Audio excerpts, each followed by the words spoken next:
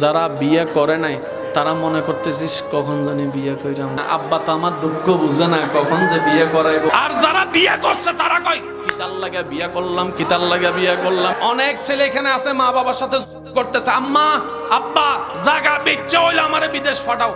আবার আমার অনেক প্রবাসী ভাইয়েরা আছেন আফসোস করতেছে, কিল্লে গাইলাম এই দেশে, কিল্লে গাইলাম বাংলাদেশে ভালো আছি।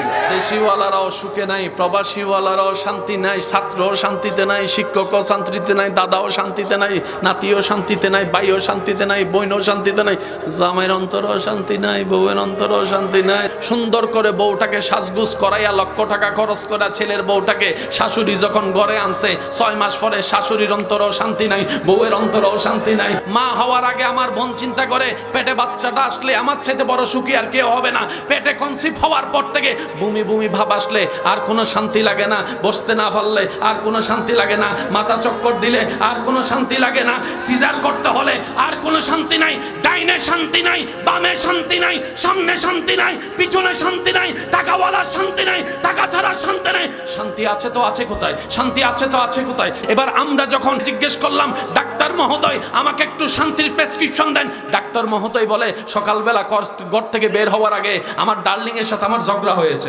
ডাক্তারওয়ালা শান্তি নাই, ডক্টরওয়ালা শান্তি নাই, প্রফেসরওয়ালা শান্তি নাই, নেতার কোনো শান্তি নাই, হুজুরের কোনো শান্তি নাই, ছাত্রের কোনো শান্তি নাই। শান্তি আছে তো আছে কোথায়? সবার কাছে প্রশ্ন করার পরে সবাই বলে আমাকে একটু শান্তির সন্ধান পারলে তোরা একটু আমাকে দে। সব জায়গায় ব্যর্থ হয়ে যখন একজন আলেমের শরণাপন্ন হলাম, ওই আলেম আল্লাহওয়ালা বললেন সবকিছু যখন প্রশ্ন উত্তর তুমি পাচ্ছ না, একটা কাজ করো, ওইখানে তুমি প্রশ্ন করো যেখানে সব প্রশ্নের উত্তর পাওয়া যায়। এবার সেই ছাত্র বলল হুজুর এমনও কি কিতাব আছে যেখানে সব প্রশ্নের উত্তর পাওয়া যায়? তখন আলেম ওই আল্লাহওয়ালা জানালে হ্যাঁ হ্যাঁ আছে, এই কিতাব হচ্ছে কালামুল্লাহ, কুরআনুল কারীম। সব অশান্তি ওয়ালা মানুষ কোরআনের সামনে গেলাম, কোরআন তুমি তো আল্লাহর কালাম।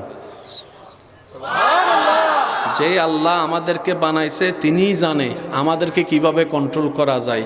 ও কোরআন আমাদেরকে একটু বলো না, এই অশান্তি আর ভালো লাগে না, একটু শান্তির নিঃশ্বাস নিতে চাই, শান্তির নিঃশ্বাসটা নিয়ে মরে গেলেও শান্তি লাগবে, একটু শান্তি চাই। তখন কোরআন উত্তর দেয় আসো আমার কাছে, উত্তর নিয়ে যাও। হুয়াল্লাযী আনজালাস সাকিনাতা ফি কুলুবিল মুমিনিন। রব্বুল আলামিন ডাক দে, ও বান্দারা মনের কান খুলে শুনে রাখ, শান্তি আমি আল্লাহ দরবার ছাড়া আর কোথাও খুঁজে পাবি না।